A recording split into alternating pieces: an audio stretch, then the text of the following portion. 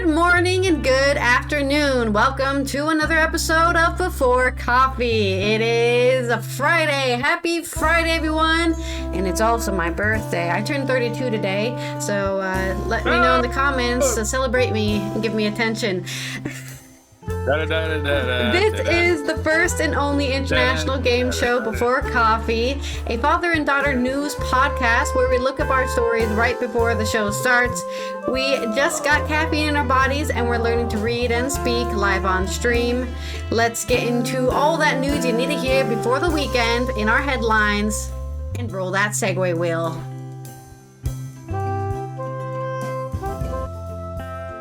Today on Friday's News Dump. Poland is disappointing me again by using anti-personnel mines to defend against Russia. Jackasses. Greetings for Friday. The Supreme Court strikes down Stinky the Clown's terrace and we eulogize Jesse Jackson. Bezos' co-founder Quentyn Griffith dies after falling from a 17th floor balcony in Thailand, and it gets juicier after that. Fourth quarter GDP shows a precursor to recession, and we're going to eulogize actor Robert Duvall. In my culture news, this is something that happened earlier in the week.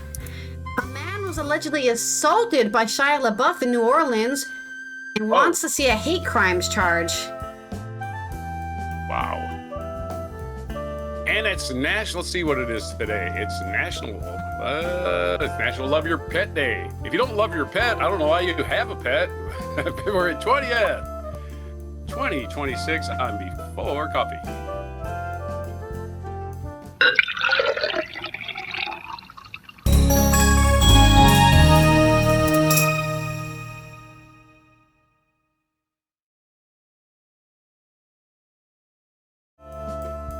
Played the wrong day. Whoops. Oh well. It's Friday. What day is that? What'd you do? It's because my camera wasn't activated yet, I think. Okay. I don't know why you'd have a pet specifically. Like, it makes sense if it's a work dog. You know, maybe you don't love a work dog as much as you would love a pet. Right. But yeah, it's very weird to be like, I got a pet rabbit and I hate the thing. Well, then give it to somebody who'll love it. Why are you wasting your energy and money on it? Maybe go see a pet therapist while you're at it because you need some help. Yeah. Why do you hate your pet? Yeah, unless you're Jeff Dahmer, you're buying a pet because you want somebody to love you. Hopefully you're not, because I believe he's dead. So hopefully you're not Jeff Dahmer. Yeah, he's quite dead. He's as dead as Franco. All right, let's roll our segue wheel for our first story here. Get up the magic tablet of spins here. So give me a non sequitur about Poland using mines. All right, I can pay sort of close attention, kind of. All right. This is from Claudia Siubanu on AP News, coming out of Warsaw. Poland will use anti-personnel as well as anti-tank landmines to defend its eastern border against the growing threat from Russia. Poland's deputy defense minister told Associated Press today on the 20th of February, as the country officially left an international convention banning the use of the controversial weapons. Controversial, more like, I'm pretty sure, war crime weapons. Mines are evil! In the 1997 Anti-Personnel Mine Ban Treaty, also known as the Ottawa Convention, prohibits signatories from keeping or using anti-personnel mines, which can last for years and are known for having caused large-scale suffering among civilians, explicitly kids, by the way. Kids, oh look, I want to play in that field. You can't go in that field, Bobby. It's full of fucking mines. In former conflict zones in countries including Cambodia, Angola, and Bosnia-Herzegovina, just to name a few. I'm sure Vietnam had to suffer from mines too, and a lot of other African countries had to suffer from mines, having to find the mines so their kids don't lose their legs. Poland, which ratified the document in 2012 and completed the destruction of its domestic anti-personnel mine stockpile in 2016, withdrew from the treaty on today, the 20th of February, and says it plans to renew manufacturing weapons. Go to hell, Poland. Specifically for this. These mines are one of the most important elements of our defense structure. We'll get a better one then. We've invented much more technology since 1997. Find a different one. There's many different ways to defend your structures and your border that isn't putting mines that you don't write down on a map. Oh, somebody lost the only map of where the mines are buried. I guess we can't go over there anymore. We are constructing on the eastern flank of NATO, in Poland, on the border with Russia in the north and Belarus in the east, Paweł Zalewski, Poland's deputy defense minister, said. He said Poland needed to defend itself against Russia by killing civilians, a country which has very aggressive intentions vis-a-vis its neighbors, and which itself never committed to international landmine ban treaty. Oh, well, okay, well, if Russia's gonna use mines, I can use mines. What a great argument. Fuck you. Since Russia's full-scale invasion of Ukraine, I really don't like mines. Since Russia's full-scale invasion of Ukraine, nearby countries have been reassessing their participation in the international treaty because they're spineless. I don't know what to say. Warsaw joined Finland, the three Baltic states of Estonia, Latvia, and Lithuania, and Ukraine to announce it would leave the treaty. Russia is one of the nearly 36 countries that have never acceded to the Ottawa Treaty alongside the United States. I mean, at least you never signed up for it. So if the US and Russia uses mines, well, they never signed up for it, so they're already against it to begin with. But when you sign up for, I'm going to be in a treaty and I'm deciding to leave the treaty, how is that not just dishonorable for mines? Zalewski said that Poland would begin domestic production of both anti-personnel and anti-land tank landmines. Adding the government would cooperate with Polish producers, he said Poland was aiming for self-sufficiency. Well, I hope you're okay with taking care of all those legs getting blown off in your own hospitals, too. Landmines are an explosive weapon that's placed on or just under the ground and blows up when a person or a vehicle crosses over them. The great thing about anti-tank mines, which are designed not to be triggered by a person's weight, are not forbidden by the Ottawa Convention. Because unless you're, I don't know, 1 ton, unless you're an elephant, I think you can't trigger a tank mine. So, dangerous for elephants, I think. But, yeah, anti-personnel mines, disgusting creations. Speaking on the 19th of February, after attending a demonstration of Bluesisk on unmanned vehicle design to distribute anti-tank mines produced by Polish company Belma SA and a military research institute, Polish Prime Minister Donald Tusk said Poland would soon have the ability to mine its eastern border within 48 hours in case of a threat. Okay, so they're not just going to put them down now. They're going to at least wait for Russia to invade their borders, I guess. Given the length of the country's eastern border, Zalewski said... Sorry? What was that sound? So the audio is being weird. Give me a sec. I'll mute myself again. Oh, okay. Alrighty. Let's see what we got. Mute.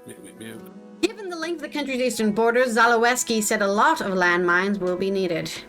Poland plans to prepare mine stockpiles as part of the so-called Eastern Shield, a system of enhanced fortification Poland has been building on its borders with Belarus and Russia since 2024, Zalewski said. But he said that Poland would only deploy the mines along its borders when there is a realistic threat of Russian aggression. We very much respect our territory. We don't want to exclude it from day-to-day use for Polish citizens, Zalewski said. But as soon as you put those mines down, it will be for probably 10 years unavailable for Polish citizens. So yeah, let's hope Russia doesn't invade Poland so they don't have to put mines down, because that's what they're planning on doing. Human rights groups have condemned the moves to withdraw from Ottawa Convention, arguing that anti-personnel mines are too dangerous to civilians. And they probably don't do much to stop people from invading anyways. But Zalewski responded that the country is striking a balance by keeping the mines in reserve until the country faces attack. We are not an aggressive country, he said, but we have to use all the means to deter Russia. That's not what the Polish Wing Hussars say. Polish Wing Hussars are very aggressive. That's a reference that only people who play video games will get. But there you go. There's my story. My disappointment at Poland. Yeah, just use lasers. What Josh says. Just use lasers. Just shoot them with lasers. Or those microwaves we were talking about yesterday. Just scramble their brains. Yeah, we're the danger's not today. It's not tomorrow. It's not next week. It's 100 years from now, as witnessed earlier this by this is my non sequitur. This is a callback to a story we had earlier this week. In 2135, in the year 2135, a lonely man will put one of these in his smuggle hole and have to go to the hospital, like the guy in France. He should be. I think he should be fine with the tank mine, anyways. If he does that. Oh, it's live! It's got a point on it. I wonder if this will fit in my butt. Well, let's have a few beers and think it over. Oh dear. That is not. No bueno. Is all I have to say to that. Oh, I lost the soundboard. It left me. There it is. If I find it again. Yeah, I need soundboard. Is it another story, or am I going to talk now? No more stories. I'm keeping it short today because I'm already late to the show. So let's roll the segue wheel. Okay. Economic news takes the stage. I ranted for 5 extra minutes about mine, so I think that story was long enough. Fun. Yeah, I love how. Yeah, this is about the Supreme Court. The Supreme Court, our first story. It's a quickie, which just decided this morning that Trump's tariffs are basically, that's not his job. APnews.com, Lindsay Whitehorse, Supreme Court strikes down tariffs. Supreme Court struck down Stinky's far-reaching global tariffs on Friday, handing him a significant loss on an issue crucial to his economic agenda. 6-3 decision, which 3 Supreme Court justices can't read the Constitution. Decision centers on tariffs imposed under an emergency powers law, including, there was no emergency at all, by the way, including the sweeping reciprocal tariffs he levied on nearly every other country, and the first major piece of Trump's broad agenda to come squarely before nation's highest court, which he helped shape with his illegal appointments. The majority found that the Constitution very clearly gives Congress the power to impose taxes, which include tariffs. The farmers did not vest any part of the taxing power in the executive branch.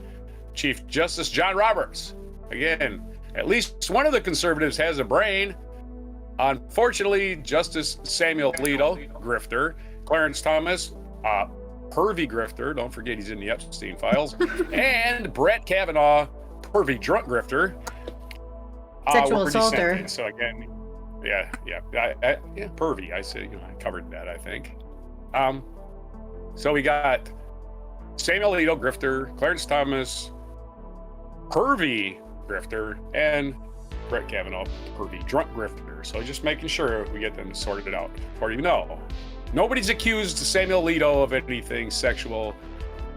Plenty of people have accused Clarence Thomas and Brett Kavanaugh of being sexual. And Brett Kavanaugh is legitimately likes beer. It's in his testimony. So there you go. I'm a drunk. I can't get over beer, and I like harassing women. I get to be in the Supreme Court. Yay! And I'm only 26 or whatever the hell he is. He's going to be there for the rest of my life. He looks 50 to me, so. Nah, he's roughly my age, but that's still young for a Supreme Court justice. The tariffs at issue here may be not be wise policy, but as a matter of tax history precedent, they're clearly lawful. The drunk perv Kavanaugh wrote in his dissent. The majority did not address whether companies could get refunded for billions if they have collectively paid in tariffs. Many companies, including the big box warehouse chain Costco, have already lined up for refunds in court. Oh boy, the government's going to take all that tariff money and give it to Costco. What a disaster. The court says nothing today about whether or if so the government should go about returning the $1 billion that has been collected. But that process is likely to be dismissed, acknowledged in oral argument. Yes, well, they shouldn't impose them in the first place. You can't, we signed a trade agreement with Canada. Fuck that agreement. Here's some tariffs. Hey, we signed a trade agreement with Mexico. Fuck that agreement. Hey, we signed this. Hey, fuck that agreement. Here's some tariffs. No, you're tearing up tariffs agreements that were negotiated, passed by Congress.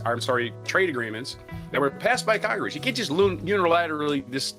Oh, here's me. I got a pen. No, you can't. You don't have that power. Stop pretending you do. Just because 3 grifters on the Supreme Court said you do doesn't mean anything.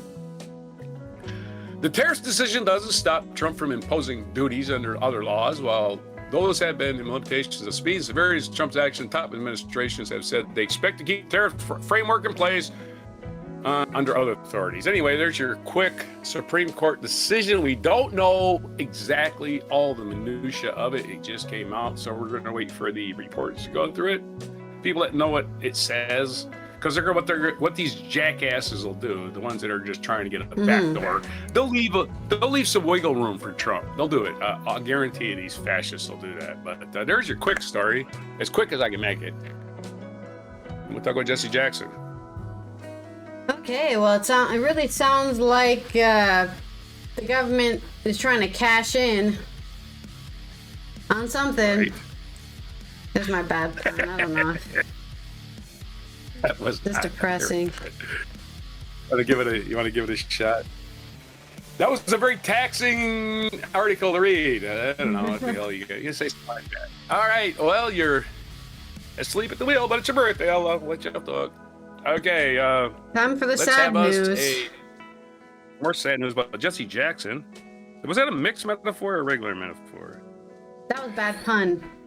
That was a bad pun. All right. Yep. Jesus, I wasn't even paying attention. All right. Jesse Jackson has passed away. He's been ill for quite a while, so it wasn't expected. This is BBC.com. Has this obituary. Anthony Zerker has the obituary. How he paved the way for Barack Obama and helped change the U.S. This is the British perspective, so nice to have some foreign eyes on it. Jesse Jackson, a key figure during the U.S. civil rights movement in the 1960s, was known for being the first African-American to make a jump from activism to major party presidential politics. A protege of Martin Luther King Jr., Jackson built a career around working to politically organize and improve the lives of African-Americans, became a national force during his 2 White House campaigns. While other African-Americans sought the U.S. presidency, Jackson was the first to find significant success in the ballot box, which would pave the way for those who came after, including Barack Obama and Kamala Harris. Over the course of his career, Jackson built a movement to bring America's increasingly diverse population together with a message that centered on poor and working class Americans. No one else in the Democratic Party was talking about a multiracial, multi-ethnic democracy, Vermont Senator Bernie Sanders said at an event in Chicago in 2024. That celebrated Jackson. This movement wasn't just about bringing us together, but about bringing us together around a progressive agenda. A gifted orator, Jackson articulated the frustrations of those who felt like second-class citizens of the world's most popular, prosperous democracy. His speech to the 1988 Democratic Convention, which ended with the refrain, "Keep hope alive," would be echoed decades later and Hope and Change slogan of Obama's successful 2008 presidential campaign, back when we had a country. After his historic run of presidential campaigns, Jackson went on to position himself as an elder statesman within the Democratic Party. However, Jackson's later years would be punctuated by scandal, including revelations of marital infidelity, financial impropriety involving his son and political heir, Jesse Jackson Jr., who served as a congressman for Illinois. Okay, that's his son. That's not him. In 2017, the elder Jackson was diagnosed with Parkinson's disease and largely withdrew from public life. The diagnosis was subsequently changed to one of progressive supranuclear palsy, a degenerative brain disease with similar symptoms. Jackson was born Jesse Louis Burns on 8 October 1941 in Greenville, South Carolina, the son of 16-year-old Helen Burns. Unmarried, she was expelled from her local Baptist church after she became pregnant. Oh, you gotta love a church, right? Hey, we take care of the boy. Oh, you're pregnant? Get the fuck out of here. Anyway. Wow. I'd love to belong to a church that just kicked me out. You know, just, yeah, you're not good enough for my church. You know, the thing that, we take the humble and, no, get out of here. You're a disgrace. Man, I'm so fed up with this nonsense. Okay, so she was kicked out of church for becoming pregnant, resulted of an affair with a 33-year-old married neighbor, Noah Robinson. When Jackson was Sounds 2, like his that mother was, married Charles Jackson. not her fault. 33-year-old married neighbor with a 16-year-old. Yeah, it seems like he was, yeah. Okay, let's excommunicate her. What happened to Noah? Did he get excommunicated? He probably didn't go to church, let's be fair, right? When Jackson was 2, his mother married Charles Jackson, went on to adopt his new stepson. J.C. Jackson remained in touch with Robinson and regarded both men as his fathers. What a guy! Like, Jesse Jackson does not deserve anybody's derision, just for that fact, right? Yeah. He kept both of these people in his life, in spite of the fact they were less than, at least his real biological father, way less than perfect. Charles Jackson was a religious man, and his son was brought up in a church. Traditional focus for black political resistance is the time of American slavery. Growing up in South Carolina, Jackson, like all black Americans, was segregated from his white neighbors. He was forced to attend separate schools, allowed only in designated areas and public places like businesses or restaurants. South Carolina, to this day, sucks balls. So just not forget that fact. They keep putting... is that in the article, or is that just your opinion? It's the truth. Look at it. They keep electing people who suck, like, Lindsey Graham. Hello. Okay. Yeah, South Carolina needs to get past the 50s. Seriously, grow up, South Carolina. In high school, Jackson did well, being elected as a class president and excelling in nearly every kind of team sport. A football scholarship at the University of Illinois helped Jackson pursue his ambitions and escape his poor surroundings, but he soon transferred from a predominantly white institution to a historically black college in North Carolina. He said he left Illinois because his white coaches wouldn't let him play quarterback in American football. Although the count is disputed, records show the team already had a black quarterback and Jackson was on academic probation. So, I don't think northern universities discriminated against blacks playing in sports. They wanted to win. They might have discriminated against them in other ways, but they definitely let them play sports. Hey, we got an advantage against these southern teams. We can kick their ass because they won't allow black players. As a student in North Carolina A&T, Jackson gradually became involved in the civil rights movement. In 1960, he was arrested with 700 students after silent demonstration of whites-only public library, which led to the desegregation of the library. 4 years later, Jackson graduated and moved to Chicago, where he trained to become a religious leader, was noticed by King and the country's most famous civil rights leader. Let's get on with more of this. It's very long. I will cut it short. Through the Southern Christian Leadership Conference, which King founded in 1957 to promote nonviolent action to seek social and economic justice, he established Operation Breadbasket. The operation encouraged black men and women to frequent businesses that gave them basic courtesy and job opportunities and boycott those that did not. Still in his 20s, Jackson was the first actor to run for Chicago arm of the operation before long to take on national leadership. In 1968, Jackson's life changed dramatically. He was with his mentor at the Lorraine Motel in Memphis, Tennessee, when King was assassinated. A moment before the fatal shot, King was leaning over a railing in playful conversation with Jackson, who was standing in the parking lot below. Jackson told reporters that he cradled King's head as he died, although witnesses did not confirm the account. Well, he was there. Whether he cradled his head or not, let's not quibble with that. I mean, it's kind of sad. It's like, oh. What do you mean you cradled his head? There's 5 people that said you didn't. Okay. Stolen valor or something. I don't fucking know. Cares. It's usually the racists that come up with this shit. Yeah. Did you know Jesse Jackson cheated on his wife? Okay, so did Martin Luther King. So what's your point? You worship Donald Trump. Stop talking to me. Okay. Stop talking to me. You worship the worst person on the planet. You have no opinion on anybody else's malevolence at all. In 1983, Jackson traveled to Syria to plead for the release of captured American pilot Lieutenant Robert Goodman. His mission was successful. He became an envoy for Reagan, of all people. Isn't that amazing? So there you go. Jackson ran for president in 1984. His decision caused heartache for some of his natural supporters, including King's widow, Coretta, who feared he would fail to win the Democratic nomination and damage the chances of other progressive campaigns. 1984 was a wipeout for the Democrats. That's a fact. So anyway, that's kind of a short, truncated version of Jesse Jackson biography, which goes on for pages and pages and pages and pages. He did a lot. If you want to read it, it's at bbc.com. Let's have us another pun. Not sure how I can make bad puns about this. To be honest. Keep hope alive, unless hope is an asshole. Then let her die. I don't know. There's your pun. Yeah.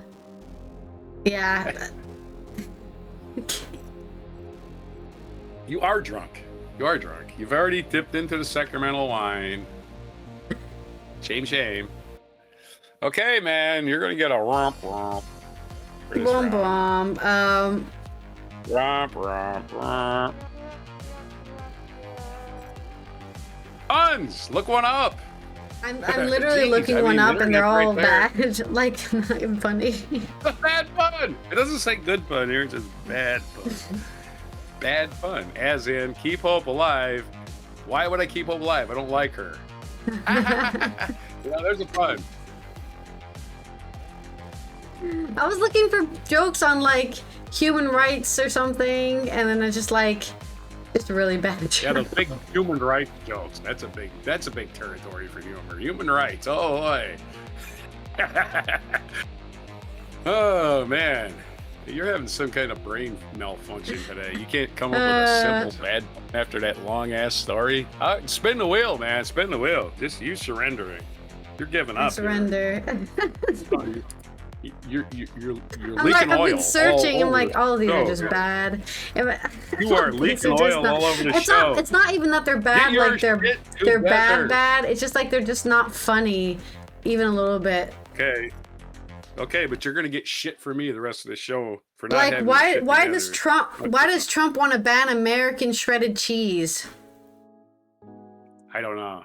He wants to make America great again. See? That's a pun. It doesn't have to be a good pun. It doesn't have terrible. to be funny. I think you're forgetting the rules here or there.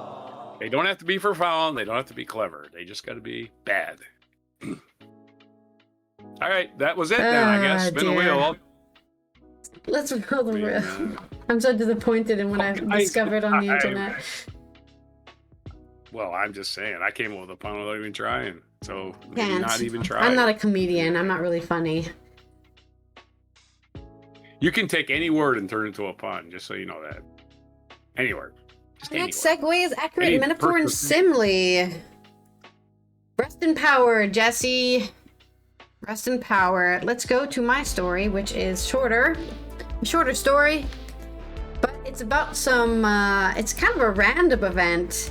Some random drama I haven't heard of. And it has ended in a death. This is by Namita Singh on The Independent, coming out of Thailand. Quentyn Griffith, a co-founder of online fashion retail ASOS, which does donate to LGBTQ charities all year round, not just during Pride Month, died after falling from a high-rise condominium in Thailand, police said. He was only 58. Thai police said Mr. Griffiths, a British passport holder, I don't know why they have to say that. Is he not a British citizen? He just happens to have a British passport. Fell from the 7th floor of his apartment building in the eastern seaside town of Pattaya on the 9th of February. So this happened a couple weeks back, but we're only hearing about it today. Officers were alerted after reports that a man had fallen from an 18-story condominium, and police and paramedics later located Mr. Griffiths beneath the balcony of his residence. An investigator told BBC and The Sun that Mr. Griffiths had been alone in the apartment, which was locked from the inside, with no signs of a break-in, unless they crawled in through the window, I guess. An autopsy did not reveal evidence of foul play. Yeah, no, like, struggle, right? They weren't struggling to not get pushed out of the balcony. The exact cause of death will be determined following the post. There's a bad pun right there. Foul play, like birds foul, like birds. Never mind. You can't fly and he's a foul. Never mind. Sorry. Following a post-mortem, the investigation is still ongoing. A Foreign Office spokesperson told The Sun, "We are supporting the family of a British national who has died in Thailand and are in contact with the local authorities." Mr. Griffiths helped establish ASOS in 2000 alongside Nick Robertson and Andrew Regan. The business was originally an online fashion startup, but went on to become a £3 billion global retailer. High-profile figures, including the Princess of Wales and Michelle Obama, have worn its own label design. And also, there's a lot of memes about ASOS design. What if we put bubble wrap on? You know, some stuff, funny stuff like that. A former advertising executive, Mr. Griffiths, stepped down as marketing director in 2005, but remained a significant shareholder. He made around £15 million from selling shares in 2010 and received a further stock windfall in 2013. In later years, Mr. Griffiths became involved in legal and financial disputes. He sued his accountants at the company Binder Dijker Ota, BDO, alleging he had been given incorrect advice on minimizing tax liabilities linked to the sales of shares in ASOS and Achia, an online retailer who he also co-founded. I wonder how that works. Right, saying, hey, you guys gave me bad advice and I lost a lot of money. I'm suing you. I wonder if those ever go through actually like that. What you do is you will sign when you sign up with any financial advisor. Yeah. You will sign something that says you can't sue me if you have bad advice because that's what you hired. But I guess they didn't sign anything. Yeah, it's buried somewhere in there. Our financial analyst put that language somewhere. At the time, a BDO spokesperson said the firm will be defending the claim brought against us, which relates to tax advice given by BDO in the UK and in Guernsey between 2013 and 2015, but unable to comment further on the stage given the legal process is ongoing.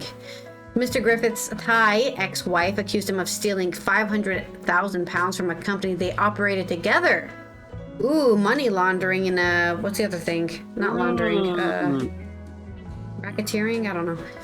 Last year, he was arrested and questioned by detectives after she alleged he had forged documents to sell land and shares in the business without her knowledge. He denied the allegations and was released after questioning, but the investigation was ongoing at the time of his death. Suspicious. People have said he was involved in police have said he was involved in two ongoing court cases. Mr. Griffiths moved to Thailand around 2007. He is survived by his 3 children. Oh, I see what they're saying. The reason they say he has a British passport means that he's basically been living in Thailand for 20 years. So, he probably pays his taxes there, you know. He's not really rich. Yeah, exactly. You pay your taxes in Thailand, you don't pay your taxes in the UK. But he's still technically a UK citizen, and he did die in, I guess, not mysterious circumstances. Maybe he was, I guess they'll have to do an autopsy and see if he was maybe drunk or on drugs and fell off his balcony. But this goes back to your statement you made like weeks ago. If there's a building with 10 floors, they need to put a safety net or something. Yeah, why doesn't that exist? It's kind of like 10 floors.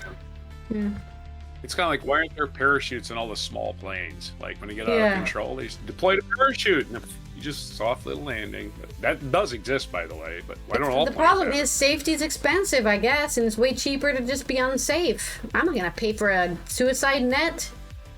That's an extra money that I don't want to spend. Make it part of the building reg. Yeah. Make it part of the building reg. Got building regs. You can't build a skyscraper without getting a permit, and you can put one up like, hey, look, I built a skyscraper out of pancake batter. I wonder if it's gonna last. Sounds delicious, though.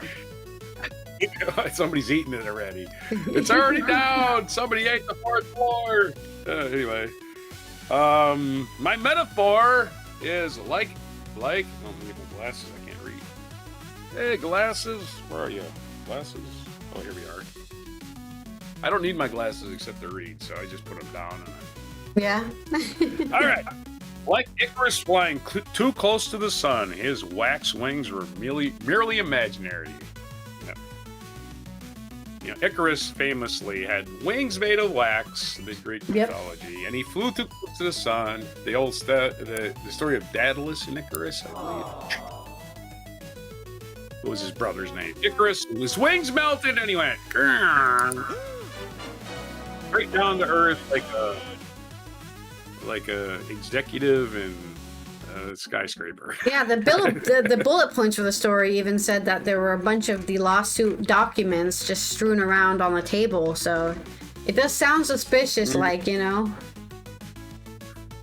Hey, who knows? Rich people are not nearly as happy as they pretend to be. They think. Of course not. Yeah. When they say things like, I'll bet you wish you had my money, you know they're unhappy. Because why do you care? Why do you care whether I have money or not? It doesn't affect your life, asshole. I don't affect your life even the tiniest little bit. It's like Joe Rogan, I'll go on a tangent here, claiming that anybody criticizes Joe Rogan for being not funny and being a sycophant for Trump is jealous because he's rich. That's the only reason anybody can criticize a rich person is because they're jealous because they're rich. That's what they all say. That's all they go by. You're just jealous because you're poor. Because you're not rich.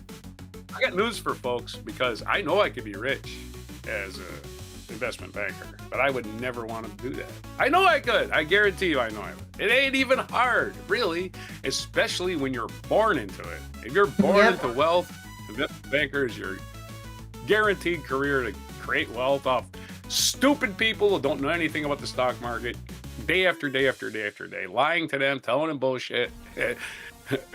Get the insider trading information for yourself, buy stocks, trade stocks, give bad advice to your clients. What a gig. What a gig. Just the greatest gig in the world. So those people are not better than us. They're just criminals as far as I'm concerned. They're selling stocks which aren't worth anything except what they say they're worth. And that's it. That's all they're selling, man. And they short sell you. Don't forget the short sellers. They're actually telling you stocks that they think are going to go up when they're actually betting against them. They're doing it all the time. That's what stockbrokers do. They lie to you, make money, don't pay taxes anywhere near the rate you do, by the way, because they get stock options. Well, they go to Thailand. Stock options. Not cash. They keep their cash. They borrow from the banks that they borrowed off their stock options. They take their stock options, borrow money from a bank, pay 2% interest because it's a huge loan. Huge loans get low interest. Take that $10 million, put it in a foreign bank where the United States can't tax it. That's how billionaires get around taxes. That's got to be stopped because I'm tired of paying for their shit. And that's all we do now. We pay for the billionaires' comfort. We get nothing from our government. There's my diatribe, my tangent. We get nothing from our government. We don't even get. We don't even get our sewage. This is my reaction to a sad rich person. By the way, your mic drop moment. Your mic drop moment today. Your mic drop is about that very thing. The United States government not doing their job. Yep. So let's roll our segue for our next story. Segue! I'm on economics today, so sorry everybody. I'm on economics. And I'm gonna write you a limerick. That's easy for me because I don't have to find really bad puns. Once upon a time, I wanted to know all economics worse. So I went to college and learned it and got a degree and all that stuff. And I'm like, ooh, wow, I know how shit works now. And it's really disappointing to me to know all this stuff. It really is. I wish I was ignorant. And again, we have the fourth quarter U.S. GDP categories, and the fourth quarter was terrible for the United States. This is from CNBC.com. This is recent news also released today. Jeff Cox has a story. U.S. growth slowed more than expected near the end of 2025. Stinky the Clown, the Commerce Secretary, let's remember the Commerce Secretary is all over the Epstein list. That piece of shit said we were going to have 4% growth. Ha, ha, ha. We didn't. We had 1.4. Gross domestic product rose at an annualized rate of 1.4, according to the Commerce Department, well below the Dow Jones estimate for 2.5. The Dow Jones said it was going to be 2.5. The Trump administration said 4 something. Not even close. Half of that. Not even half. Like a third. Consumer spending increased at a slower pace for a period. Of course, consumer spending is what our economy is driven by. In case people are curious about that. Consumers aren't spending. People start getting laid off, and it becomes a snowball effect, and eventually a recession. Yep. Consumer spending increased at a slower pace for a period while government spending tumbled sharply in a quarter marked by record-length shutdown. Of course, government spending was zero from like October 1st to the Epstein thing being passed in November 19th. So it was a month and a half. The department estimated that the shutdown has subtracted about 1 percentage point from growth, though it added impacts cannot be quantified. For the full year in 2025, U.S. economy grew at 2.2% pace, down from 2.8% increase. 2024, the federal government shutdown clearly sent the economy careening off its strong path, so they got a legitimate excuse, I guess. But who shut the government down? The Epstein file people did. The people that wanted to suppress the Epstein files, and they shut it down while Trump tried to. I don't know if anyone remembers this. He tried to strong arm Marjorie Taylor Greene. He tried to strong arm Laura Boebert because he realized they're the two biggest airheads in Congress. Couldn't get them to do it. We're not dropping the Epstein files, they said to this old megalomaniac. Mm-hmm. And so he decided he was going to punish. Of course, Nancy Mason, again, is being punished by the Republican Party. Those three are being punished. And let's not forget, the guy who's the Republican ahead of it is Thomas Massey, who's also getting death threats. Notice they never got death threats until they came out against Trump. These crazy Lauren Boebert, crazy Marjorie Taylor Greene never got death threats. No matter all the crazy shit they did, as soon as they come up against Trump, death threats. So Trump says something awful, and through social, we won't repeat. He's also investigating the chairman of the Federal Reserve, having the Justice Department try to intimidate him so he can lower interest rates to please his rich buddies. Okay, so back to the inflation report. The inflation report is also part of this. The core personal consumption expenditures price index, which includes food and energy, rose 3% in December, up 0.2 percentage points in November. So inflation's going up to 3% again. Joe Biden had it coming down. Trump has it going up. According to the separate release, that matched the consensus forecast, but kept the pivotal inflation measure well above the Fed's 2% target. Both indexes of the PCE, on a headline basis, let's do this, the PCE index, which is the accelerated 2.9% or 0.1 percentage point higher than expected. PCE, that's the price, personal consumption expenditures. That's what we're talking about. Both indexes rose 0.4 for the month compared to the respective forecasts for 0.3. So inflation is outpacing the forecast, and the forecasts were already going to go up. Another Fed metric called final sales to private domestic purchases posted a 2.5 increase for the quarter, half a percentage point lower than the prior quarter, but still indicative of a solid underlying demand in a 1.5 trillion economy. Yeah, it's a big economy. People spend money. But if you're like me, you're not gonna spend money on anything big until Trump is out of office. I do not want to help this economy. He needs to go. He's a fascist. I'm kind of protected because I don't have to have a job. But there's my story on the awful economy. Just getting started. We got 3 more years of this bull crap. My limerick is, in the fourth quarter, GDP took a dive. Economists struggled to thrive. With numbers so grim, the projections were dim, leaving wallets and hopes less alive. Okay. They're not dead yet, but keep holding on, I guess. Try to... What is that stupid thing they said? Oh, just eat bread and cheese to survive the economy or whatever. It's just like... Oh, no, they came out with the $3 meal. You know what the $3 meal is, right? The one piece of chicken and one piece of broccoli. There you go. Oh, and have a beverage. Yeah. You can get by in America. Drink water. Now get out there and slave away for your pathetic wages, and we're going to take all your money. By the way, if you make somebody who plays video games, if you make that the only recipe for eating, you know what that's going to do? Cause broccoli to rise in price, cause chicken. Oh, everyone's going to start buying broccoli and chicken. We better sell it for more money because they're going to be desperate. Yep, that's what shitty people do. They see the rise in what is it called, the need. They see the need and they say, hey, let's raise the prices on that thing people need so we can make more money because everyone's gonna be buying it. Price gouging could be illegal. Kamala Harris is gonna make it illegal, but she didn't get elected. What do you mean we can't charge more for water when people are dying? You know. Yep, okay, that shit's fucked up. Yeah, if we could do a show called America is Totally Fucked for the Immediate Future, and it'd probably last about 3 days because we just go one through each item why we're totally fucked. And it's a very long list. So let's get on with things we can't do anything about with people dying. Robert Duvall passed away earlier this week. We save our obituaries typically for Mondays and Fridays.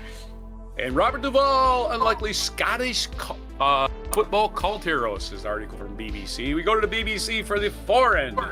We always go, I like going to the foreign country's perspective on American people, right? Like, what did they do to your country? Like, so that's why I go for these articles. Plus, most American newspapers are just cowering in the corner going, don't sue me, Donald Trump, oh please, oh please. So the press in this country's dead.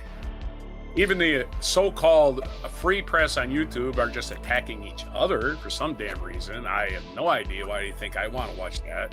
But again, I don't follow anybody on YouTube that attacks anybody else on YouTube. I have no interest in your bullshit back and forth. No fucking interest. Report the damn news. I don't care about your squabbles. It means nothing to me. All you YouTubers are doing that. I mean, I don't know. The audience for that, it must be great, but I don't understand it. All right, let's get back to Robert Duvall. To be popular enough to start going into your own personal drama, you know, like that's your only, Exactly. I don't care. And that's your headline. That's your clickbait too. It's like, I don't even know who you're attacking here. Unfollow. Don't recommend this channel. I'm all over that because I don't care. Somebody getting clickbaits to complain about somebody else, and all the people in the comments and all the likes are just the same people, right? They just like conflict. Doesn't get us anywhere. You got to be on one side, folks. You can argue after the election. After we get rid of the fascists, you argue all you want. Right now is not the time to go, you said that one thing that's offensive to me. Oh, I'm so special. Not that.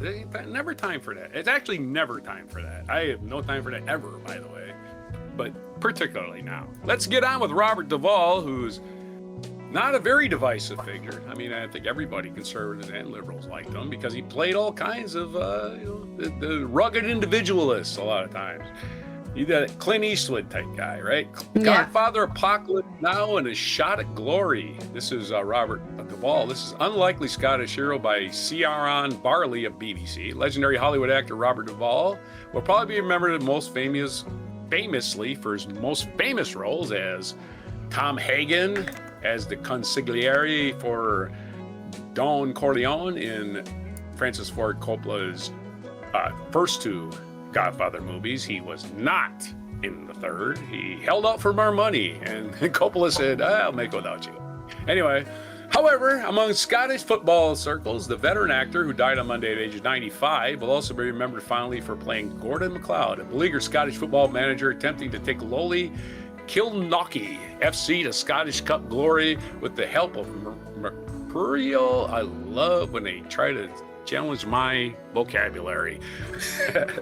Along with the Mercurial striker, we got to look that one up, Jackie McQuillan, played by Rangers legend Ally McCoist. Rangers, again, is a football team in Scotland, I imagine. I'm not familiar, but hey, Mercurial I'm sure if you're means a characterized. Oh God, why did it happen? Okay, sorry. It means a characterized by rapid and unpredictable changeableness of mood. Very lively and quick, changing often, very changeable. So, you know, kind of bipolar, I guess. A little bipolar. Okay. A little manic. Yeah. Yeah. Nice way to say manic, I guess. I was going to say schizophrenic, maybe. Yeah, a nice way to say that. While recording football drama A Shot at Glory 1999 and 2000, which also starred Hollywood A-listers, here we go, we're name dropping, Michael Keaton and Brian Cox. He's an A-lister now? Well, Brian Cox is now an A-lister. Congratulations, Brian.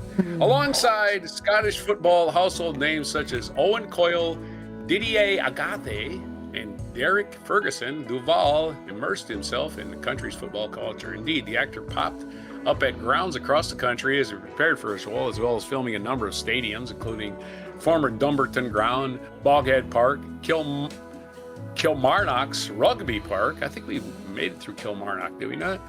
Queen of the South Palmerston Park and Hampton Park. Yeah, I think we met him at one of those places. Oh, he drove by it. An appearance as a pundit on BBC's Scotland sports scene in 1999, as well as 2012 Sky Sports interview in which he revealed that he had named a dog after Celtic legend Jimmy Johnstone, added to his unlikely place in Scottish football lore. Duvall's passing was announced on Monday. It was met with tributes and the likes of Al Pacino and Robert De Niro, who both starred alongside him in The Godfather, Adam Sandler and Oscar winner Jamie Lee Curtis, alongside getting his flowers from the great and good of Hollywood. A Shot of Glory co-star McCoist also spoke to TalkSport about his close relationship with Duvall. "I was gutted," said the former Rangers striker. "The first thing you got to say is what an innings, 95, but what a guy. Man, what are you? What a man he was." When we did that film, A Shot at Glory, we filmed it all over Scotland. It was just so much fun. The lads that we did it with, a lot of them were pros. Our dear Audrey and the Wraith Rovers and a lot of the boys played with, and he just became one of the boys. Whether there was a break, he'd set up a heady tennis court and he'd just put up a chair and watch the boys playing heady tennis. We love the crack. We loved the patter. He used to take all the boys to dinner.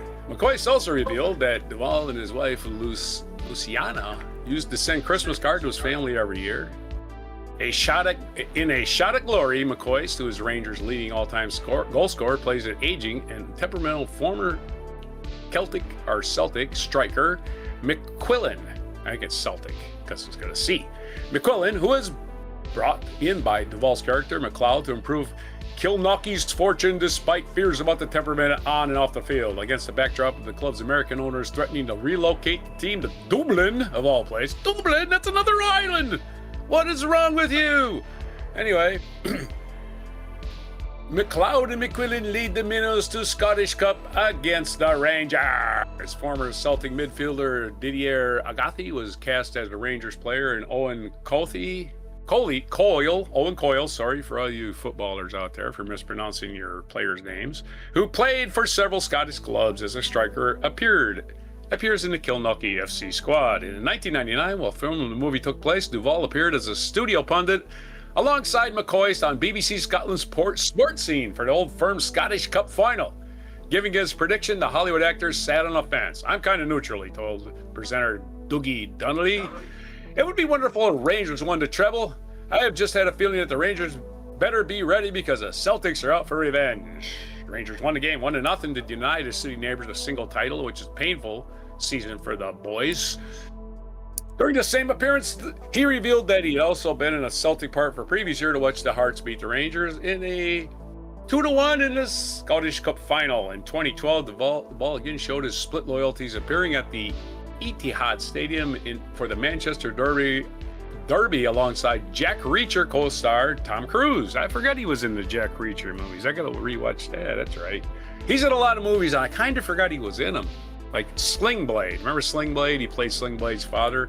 Played, really? Yeah, you're right. You're totally right. Yeah. Yeah. He was only just fumbling to himself in the dark in his house, because his mind was gone, right? And Billy Bob Thornton was under, "I reckon to yourself, I come here to kill you, but I reckon you done enough to yourself." That's Thank great. you for your Phoenix rank 2 Phoenix, Josh. Anyway, Sling Blade, yes.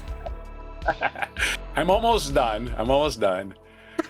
Johnstone, we're going to talk about this paragraph again. In 2012, Duvall again showed his split loyalties. He appeared alongside Tom Cruise, the Hollywood great, revealed that he had named a dog after former Celtic forward Jimmy Johnstone. He's not taking sides. He doesn't really care who wins your football matches, folks. I just want you to know that. Johnstone nicknamed Jicky for his dribbling, Johnstone named Jicky for his dribbling, not his dribbing. I don't know what dribbing is, but dribbling was one of the Celtics Lisbon Lions team who famously won the European Cup in 1967. Hell yeah, that's a hero. That's a local hero. I can safely say the greatest character I've ever met in my life, and I met a lot, was wee Jimmy Johnstone. He told Sky Sports, I named a dog after him. Duvall made his first screen appearance as his shortest biography of Robert Duvall. You're going to see like 3 lines. Here it is. Duvall made his first screen appearance as Boo Radley in the 1963 adaptation of Harper Lee's To Kill a Mockingbird and won the Oscar for Best Actor in 1983, playing a washed-up country singer in Tender Mercies. So that's his only Oscar, even though he's great in practically everything, playing Robert Duvall. I mean, that's why. the one guy. Fuck the Oscar. Exactly. I want somebody to be an attorney that just spits facts and doesn't have any emotion. Robert Duvall! There you go. Robert Duvall. That's it. That's the guy. There's your story. That's it. Let's have us another limerick. Okay. And of course, Here's your limerick. In Hollywood's bright, dazzling hall, or should I do this in a Scottish accent? If you pull it off, I tried. Wait, go there. In Hollywood's bright, dazzling hall stood Robert Duvall, revered by all. With roles richly played, his legacy stayed. A master of craft, he'll enthrall. I am rolling my R's, just not as hard as you can. You know, I already did it. I'm not doing it again. You interrupted me, but I'm not. If you didn't listen, that's your problem. You could have just waited for me to finish. And there's your limerick about Robert Duvall. I heard it. In the glorious halls. Thank you. Thank you for the limericks. Yes, I love a limerick, honestly. I'm glad we added that to the wheel. Speaking of the wheel, let's roll it again. You're out of Segway jail. You have paid your bail. Segway jail. Well, now it's time for you to give me some good, bad puns. So I guess you can make multiple if you want. This is only one story, but you can make multiple if you want. Only if they're available. This is about something that happened during Mardi Gras in New Orleans. Oh, yeah. Shia LaBeouf. Yes. Right. Cannibal Shia LaBeouf did not eat anybody this time. But he may have called somebody the F-slur, so, you know. Not winning any trophies with that one. This is by Ramon Antonio Vargas in New Orleans on The Guardian. Jeffrey Damnit says actor punched him and a second man on Tuesday, which was, what is that, the 17th of February, calling both an F-slur repeatedly. Good old F-slur. One of the men whom Shia LaBeouf allegedly battered and insulted with a homophobic slur on Mardi Gras morning in New Orleans on the 17th of February, leading to his arrest, would like to see the actor face hate crime charges. Jeffrey Damnit, who dresses in drag, so it's a drag queen, was in makeup at the time of the encounter with LaBeouf, and said on the 19th of February, which was yesterday, that the behavior attributed to the Transformers film franchise. Why do we have to say that? Yes, he was in the Transformers. Shia LaBeouf's complete slap in the face to any alternative culture person. He said that he hopes prosecutors in Louisiana's most famous city would pursue charges under a state hate crime law, which allows for enhanced penalties against anyone who is found to have victimized another person on the actual or perceived basis of sex or gender, among other categories. Due to his frame, if he gets away without serious Due to his fame, if he gets away without serious consequences, anyone who looks up to him or even just knows of him will think it's okay to do the same, Damnit said. 2 days after LaBeouf was ordered released from authorities' custody without needing to post a bond. Like what? Oh, he's just put in the drunk tank. They will think you can call someone an F-slur, punch him a few times, and get a free room for the night and be back out partying by noon the next day. LaBeouf was approached for comment on the 19th of February about the allegations against him. The actor remarked, "Get your ass up out of here, you silly bitch." So, you know, just a totally normal human being right there. Those brief comments appear to be his first in response to his arrest at the R Bar in New Orleans Marigny section in connection to sworn police allegations that he punched Damnett and a second man while repeatedly insulting both with the word the F slur. I'm not gonna say it. The Guardian, what they keep on saying the word in quotations, it's great. The Guardian, which viewed a video showing LaBeouf using the word at the time of his arrest, had made multiple attempts to contact the actor and his representatives to respond to the allegations against him. They did not reply or decline comment, so the Guardian approached LaBeouf at New Orleans' home address listed for him in the police report generated by his arrest. LaBeouf's front door was wide open when a Guardian reporter equipped with a press badge, pen, and notepad arrived at the address. I'm sure that still doesn't give you an allowance to enter someone's private property. The actor was speaking with a locksmith. The two men soon walked out, and LaBeouf asked, "What's up with you?" when he realized the reporter was standing towards the edge of his home's small front yard. So the reporter did not enter the building. After being given the opportunity to respond to the allegations against him, LaBeouf gestures as if waving the journals away and said, "Get your ass up out of here, you silly bitch." He then screamed, "Yeah, I'm Shia LaBeouf," as the reporter complied with his request to leave. Police allege that LaBeouf became increasingly aggressive on the day of his arrest at R Bar, which is a short walk from New Orleans' renowned French Quarter, which French people love dressing up as women, so weird thing to, it's a normal thing. It was a normal thing in France in the 1700s. Don't know why we hate it now. Court documents state that LaBeouf tried to punch a bar manager who was trying, not even the 1700s, the 1400s, right? It's been a normal thing, and suddenly it's a big deal now, and we gotta yell F slurs at people. Court documents state that LaBeouf tried to punch a bar manager who was trying to escort him out of the business. Once removed, LaBeouf allegedly punched the 49-year-old Damnett, who was helping the bar manager in his upper body. LaBeouf subsequently returned and punched Nathan Thomas Reed, 34, in the nose, though the later man had said he did not want to fight. Officers alleged in the police report. The police report noted that LaBeouf was allegedly having aimed the word, the F slur, at Reed and Damnett repeatedly. Damnett, an actor and frequent New Orleans visitor from LA, was wearing mascara, eyeshadow, and lipstick at the time because why don't you just say he's a drag queen? It's not like, yeah, what? Oh no, we can just say he's a drag queen. I'm sure you won't get pissed off if you say Damnett, who is a drag queen, was dressed as a drag queen. Social media, I guess they're just trying to influence the point of that you can't say the F slur at a drag queen and not it be insulting, right? In this particular context, right? He was on stage with him, going F slur. That's not what was happening, right? He was punching him, and yet we get it. He was definitely being hateful. Social media pictures showed Damnett, whose given last name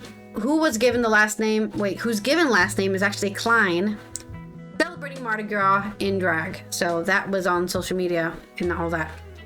Reed, meanwhile, it says he is identifies as queer. So whether or not LaBeouf knew Reed was a queer, it doesn't matter because he was obviously using the word hatefully, right? If I use the word, trash bucket at you, I'm being hateful. That's obvious. The bystander ultimately led LaBeouf down until police and paramedics arrived after officers reported.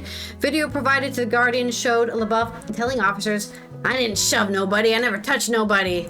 And I tell that to the chest abrasion on Damnett's chest because he punched him in the chest. That can kill you, by the way, punching somebody in the chest. Like, you can make their heart seize up. Nonetheless, after being taken to hospital and discharged, he was booked with 2 counts of misdemeanor battery. He was tentatively scheduled to appear in New Orleans criminal court on those counts on March 19th, so maybe we'll hear something about it in a month from now, who knows. LaBeouf was seen partying on Bourbon Street, a lively spot during New Orleans Mardi Gras revelry after his release from jail.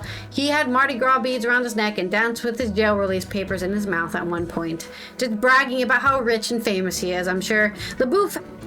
LaBeouf has had several previous brushes with criminal and civil court systems. During a 2017 disorderly conduct arrest in Savannah, Georgia, which led to a court-mandated rehab stint, LaBeouf was recorded accusing police of being racist and saying a black officer on the scene was going to hell.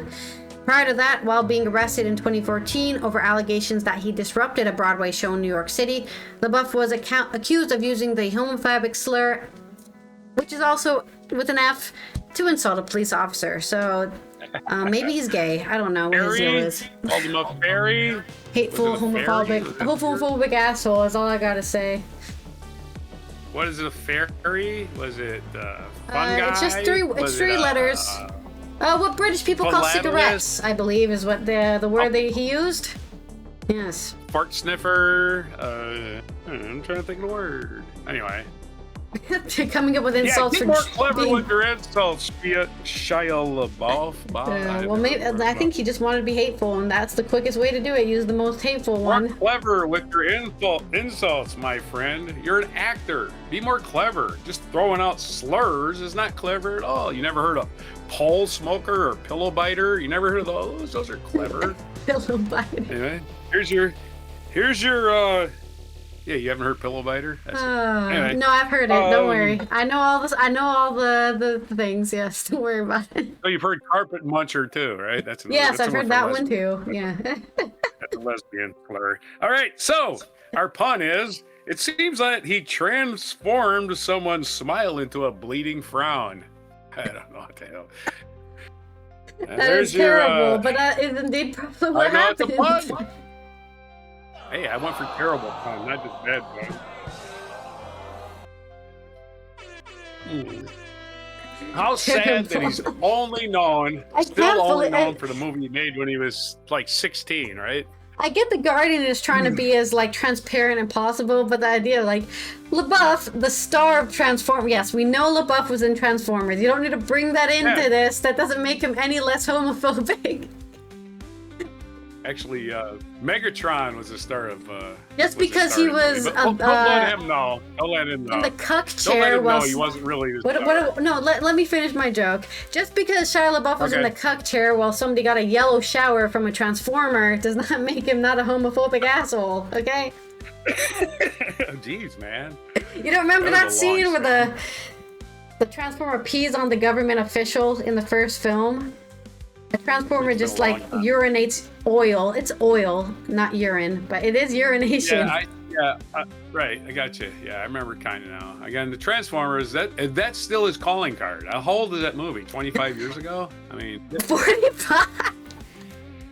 He's the same age as me, or maybe 10 years older.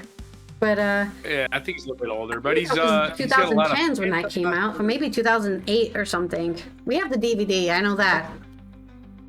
I think pent-up hostility is his calling card. He was very damaged as a young child, and maybe some psychiatrist. Yeah, I mean, if you look at his family history and his childhood history, it's pretty. He was basically a money honey. He was the cash cow for his family.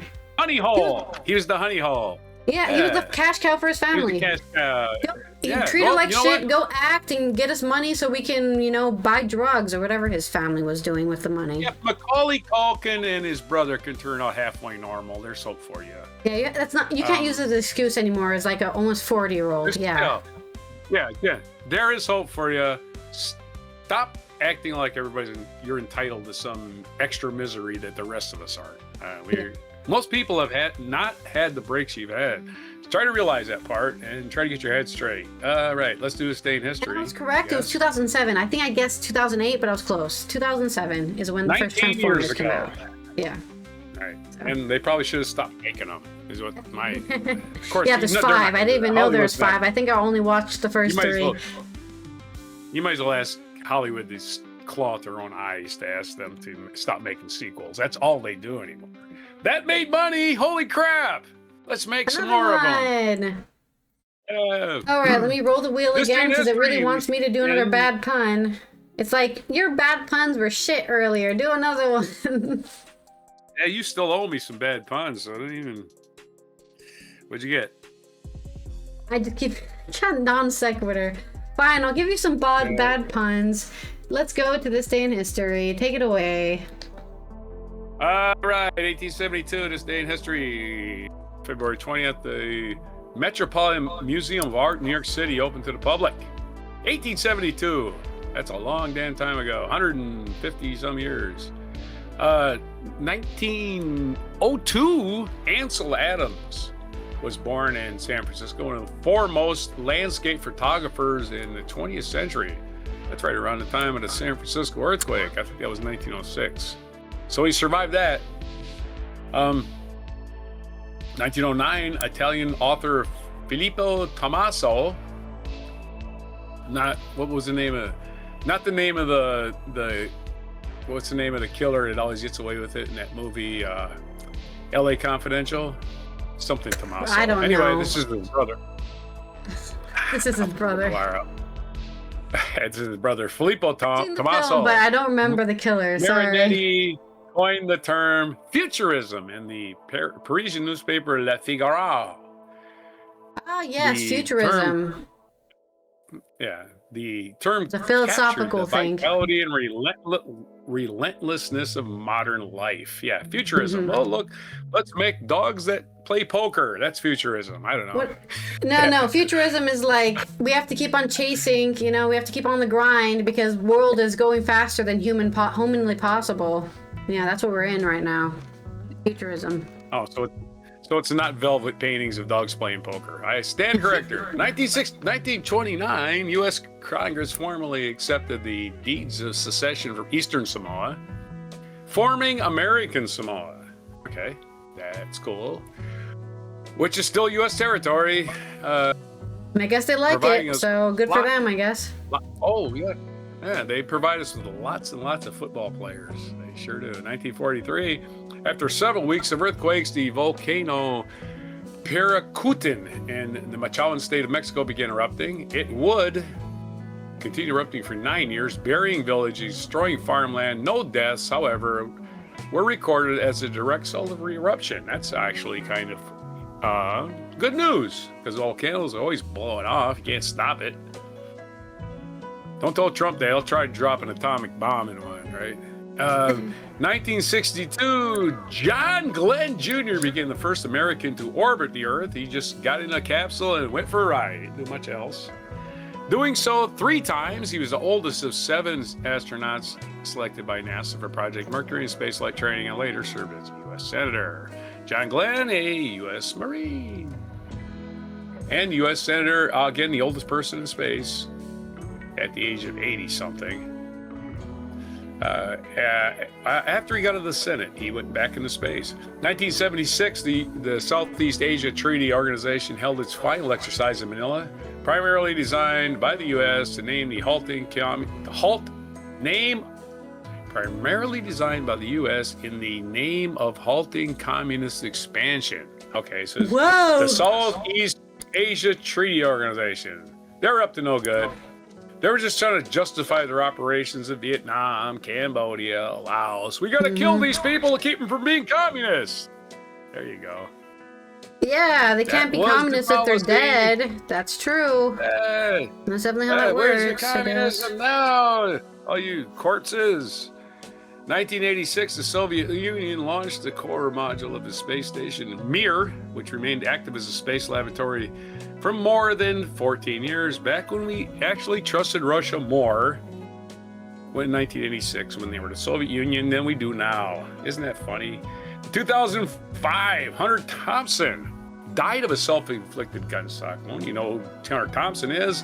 You can watch the movies Fear and Loathing in Las Vegas starring Johnny Depp, or you can watch Where Did Buffalo Roam, where Bill Murray plays Hunter S. Thompson. And is he not anyway, in he created a genre. The Paris, the film about Paris? Night in Paris or whatever? No? Did he appear in a movie? I thought he was in it. I don't know, because there's a bunch of famous authors in there. I don't know. If somebody could get him off drugs long enough to appear in a movie, that's hats off to you. But yeah, Hunter and Thompson, known as gonzo journalism, a highly personal style reporting, it made him a culture icon, died of a self-inflicted gunshot wound. If you want to watch a great interview, watch Conan O'Brien's interview with Hunter S. Thompson. Conan O'Brien goes to Hunter S. Thompson's ranch out, I think, in Colorado. It doesn't say. Colorado, Idaho, Utah, wherever the hell it is out west. And there's Hunter Thompson shooting a gun at his neighbor. Like, his neighbor's there and yelling stuff. Oh, I've seen that. Hunter Thompson shooting at him. Yeah, I've seen that, right? Yeah. Awesome. Okay, so Hunter S. Thompson was a maniac, and he loved some guns. And he did get his ashes shot out of a fireworks canister by Johnny Depp, I believe. Johnny Depp, yeah, at his funeral, Johnny Depp paid the expense to have his ashes put in fireworks. I don't know if it was one firework or several, but either way, I wasn't there. But there's your funeral for you. That's the funeral you want. Anyway, he killed himself. Nobody can be sad. It wasn't like anybody was like, "Oh no, Hunter, don't do it." Everybody was like, "Wow, he finally did it." You know, he actually did it. Wow, that's crazy. Yeah, or expected, I guess, because he's really crazy. Wild guy. And for all we know, this may be the 50th time he played Russian roulette and just lost this time. We don't even know. 2016 Cyclone Winston. Yeah, he was not firmly on Earth. Let's put it that way. He's not firmly situated where the rest of the ground we all recognize as Earth. Hunter was somewhere else. Okay. 2016 Cyclone Winston made a second landfall on Fiji's principal island of Viti Levu, causing widespread damage. The storm only killed 44. I know it's not a small number if you're in that village, but that seems like it would have killed thousands, right? Because it was the most powerful tropical cyclone on record in the southern hemisphere and the most costly natural disaster ever affected the country. That's what I'm saying. Only 44. They must know how to handle themselves in a hurricane. 1839 is our featured event. Dueling was outlawed. There you go. There's something that happened on your birthday. Dueling was outlawed by the Congress on this day in 1839. A felony punishable by up to 10 years of hard labor. The tipping point for the bill had come in 1838 when Kentucky Representative William Graves and Maine Rep Jonathan Seeley had duels, which led to Seeley's death by Graves' hand. Well, not his hand, his gun. But Alexander Hamilton was not the tipping point. It was this guy. You can't be shooting people in Congress just because they offended your wife, you crazy son of a... Okay, dueling was illegal in New York State. That's why Alexander Hamilton was shot in New Jersey. Just a footnote in history. I thought, oh, maybe that was his son. Because his son also died in a duel. They had to leave. I thought they were in D.C. and you had to leave the D.C. area and go to Virginia or something. But maybe I'm thinking of a different duel. The Alexander Hamilton and the historian in the family is Melanie. You can ask her all about it. She watched. Listen to the musical 20 million times. Yeah. Yeah, she knows the room where it happened. Right? Did you know the room? Speaking of things that became part of our lexicon, our featured biographies today. Brianna, birthday's born in 1988. She's 38 today, so she's nearer to your age. She was born in Barbados, St. Michael, Barbados, and I hope she finally way richer than me, sadly. Right. For me, anyways, not for her. Other birthdays today. Charles Barkley turning 63. He just caught up with me. He was born in 1963. So it's his golden birthday. He's turning 63 and he was born in 63. 1966 birthday of Cindy Crawford, American fashion model. 1967 birthday of Kurt Cobain, who would be, almost 60 today. He'd be 59. Cindy Crawford's turning 60. Trevor Noah's birthday. Born in 84. Young people? Yeah, Trevor Noah. Trevor Noah turning 42, so that's young, right? Well, yeah, he's close enough. I guess that's close enough. Rihanna and Trevor. Rihanna turning 38. She was born in 1988. Though I think they're still in a different generation, I guess, in a way. Yeah, we've now mentioned her twice. International Day calendar. It is national. You'll be happy to know that it's National Leadership Day. Be happy about that. National Comfy Day. It is National Muffin Day, National Tartar Sauce Day, and National Caregivers Day. Okay, those are not a good combo for a meal, sadly. National Love Your Pet Day and National Cherry Pie Days. You'll be pleased to know your day is full of things. Yeah. No, don't forget, Lent is not on your birthday. Tartar Sauce Day, National Tartar Sauce Day is not on your birthday every year. It's on the Friday after Lent. And National Caregivers Day is on the third Friday. Is on the third Friday in February, so it's not on the February 20th. What does Christians have against, or Catholics, I guess, is a Catholic holiday? against tartar sauce that it needs to be celebrated after Lent. People give up meat, red meat, for Lent. Therefore, they eat fish the entire time. Fish requires tartar sauce. So there you go. It makes sense. It requires it. I just like a nice lemon, I guess, myself.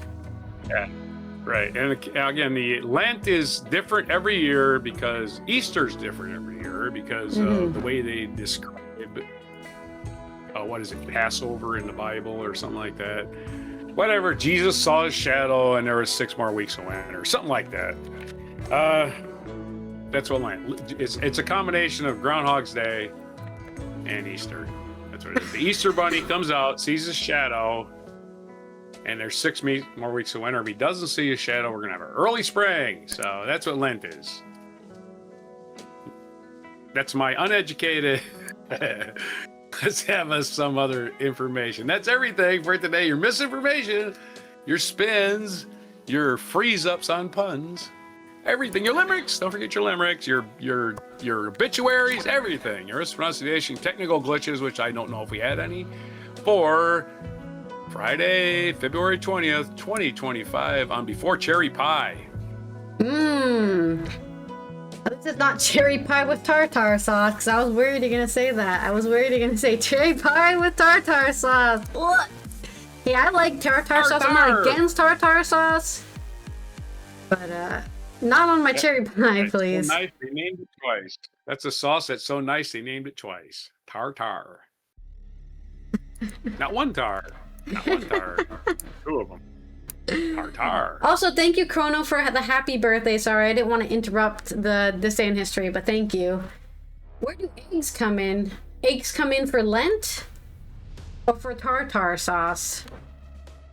Eggs come in for Easter. That's the end of Lent. Oh, right. That's just probably from paganism, I think. Yeah, I do know that Lent is from Ash Wednesday to Easter, and that's the reason everybody gives stuff up on Fat Tuesday, and they all go to Mardi Gras and punch cross-dressers is because it's Fat Tuesday.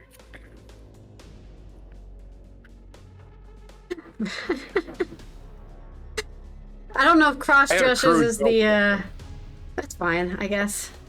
It's called sarcasm. It's called sarcasm. Okay. That's my religion. Okay. Sorry. I was like, wait, what?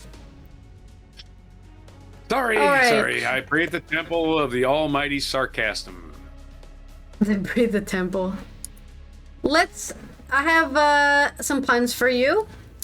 Since I had some bad puns earlier, and that was a lot of different objects we could pun about. So, my first pun. It's not really... Whatever. Most people have never tried steak tartare. It's extremely rare. Nice.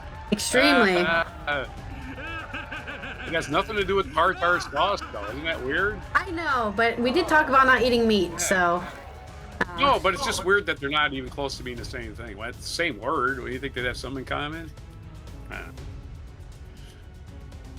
My next one is, since we're talking about Lent so much, I'm giving up spreadsheets for 40 days. Excellent. Oh. Did you get that one? Spreadsheets. Excellent. Lent. What's the Excel? That was the funny part for me, but... And that's it. Only 2 puns. All right, let's have whatever left is due. As my brain is. We have some international UN days to celebrate. Today is World Day of Social Justice, which, as it is my birthday, I love social justice, so I'm not disappointed in the UN today, at least. Let's renew our commitment to social development and social justice. There's people out there who are living like slaves, and they need to be told, hey, you don't have to live like this, and let me help you. And, you know, you're not a second or third class citizen just because of whatever fucking reason we invent to make people lesser than us. So continue developing that social justice in all countries, in all places. Even if you think it's solved in your country, probably isn't. There's probably somebody out there who's like, I didn't know I had rights, and gotta tell them and let them know. Tomorrow on Saturday is the I don't know why. I literally was on the tab. The tab was loaded, and then I switched back to it, and then has to reload again. International Mother Language Day is tomorrow, so celebrate whatever your mom speaks, or I guess whatever you're from. Technically my mother language is a very weird dialect of New Mexican Spanish, whatever that's what my mom speaks. And Wisconsin, what do you want? Colloquialisms. Yeah, Polish or something. Weird Polish Scottish combo language. You don't say oop. You don't say that though. Celebrate multilingualism and actually learn a new language. If you don't know your mother language for whatever reason, learn that one. Whatever your mom speaks. I know it's actually technically supposed. There's a lot of languages out there. And... Sorry? The universal languages: computer language, mathematics, music. Right? There's one other one. What's the other universal language? Body language? Esperanto. Esperanto. No, remember Esperanto? You don't remember Esperanto. I'm doing body language right now. Esperanto is going to be the official language of the UN. It might still be, but nobody speaks it. I wish it could be. It was a failed push. More people need to push for it, I guess. Right. Mm-hmm. Back in the 2000s. We kind of speak the same language. We speak money, right? Python is also a universal language. I think it's the best programming language, but I'm also not really a programmer, so don't ask me. Yeah. Anyways, that's the rest of our day today. That's all our news dumpiness that we have for you. This has been Allison from the Netherlands on my birthday. Roger from the East Coast of the United States. We will see you on Mucking Fun Day for more news. Don't look at the news on the weekend because we'll tell you what happened over the weekend and on Monday on Mucking Fun Day. I will predict. I've already predicted this weekend's gaslight. This weekend's gaslight is war in Iran. So we'll check back with you on Monday to see if that happens. Yeah, right. Put your bets in now, I guess. About. I know you can gamble on it in London. I don't know about anywhere else. All right. But we will see you on Mucking Fun Day. Please subscribe to the Before Coffee podcast channel if you're not already subscribed, because we need more subscribers on there so that YouTube pushes our videos onto more people's pages. And I appreciate everyone who's already following, already subscribed, and our Patreons supporting the show. Let's go to our mic drop moment. I know that everybody has seen the president's tweet about the sewage pipe spill. It is riddled with insults, but it's also riddled with massive inaccuracies. It is worth time to actually be able to correct the record and to talk about accurately what actually happened and what's been done. No, not facts. As you might know, I'm allergic to those. January 19th, 2026, this is the section of the Potomac Maryland, by the way. Interceptor sewage line Wes collapsed Moore, who is near the Clara Barton Parkway for president and I-495. But the president's tweet actually failed to mention. He calls it the Trump-Vance administration. That for the past century, the federal government has been responsible for the Potomac Interceptor. The sewage pipe that he is talking about is on federal land. And over these past 4 weeks, if we go over there, we'll get arrested. The Trump-Vance administration be trespassing on federal has land if we failed go over there. to act. This federal administration has been shirking its responsibilities and putting We're not to people's the mic health drop at yet. risk. It's at the The very second end, thing, by the way. on Friday, Maryland agencies and D.C. Water presented a major 2-hour legislative hearing in the Maryland General Assembly and provided updates on the cleanup and also the status of water quality. Trump's EPA was invited, and they refused to attend. Wow. Maryland, on the other hand, has stepped up to protect its residents, to protect drinking water, Luckily, and to a lot ensure of the Potomac was accountability. frozen when this happened. Third, So Maryland officials were on site within hours of the leak to do our part to coordinate the response and to ensure that the public was protected. Yeah. Since the spill occurred, the Maryland Department of the Environment has been monitoring bacteria levels, coordinating with local jurisdictions, and conducting multi-site inspections. MDE issued a precautionary closure to a shellfish harvesting area from Charles County to Route 301, and in coordination with the Maryland Department of Health, counties have issued public health advisories and will track ongoing water quality sampling. Testing shows bacteria levels still have an increasing EPA, over time yeah. and significantly I guess we don't have an lower EPA, concentrations farther downstream No, we don't have from an the EPA. site We have of the initial corporate spill. shills. So Maryland That's will what we have. continue monitoring and remain engaged throughout the full They want you to remediation protect your and drinking continue to water partner with leaders at in the all. They District don't of care. Columbia and the They want you Commonwealth to of die. Virginia as part of our larger coordinated response. Thanks We to believe in being Commonwealth. good neighbors. But to blame Maryland in this, when this is a DC pipe on federal land, is asinine, it is disingenuous, drop here. absurd, and politically motivated. If this federal administration wants to show up to take action, Maryland will work collaboratively, as we always do, to be responsive and help to keep our people informed about the plan and to remediate change. But if the president wants me to ask nicely, my response is this: please, Mr. President, do your job. And He boom code goes the switched. dynamite. He code switched there at the end. I heard him.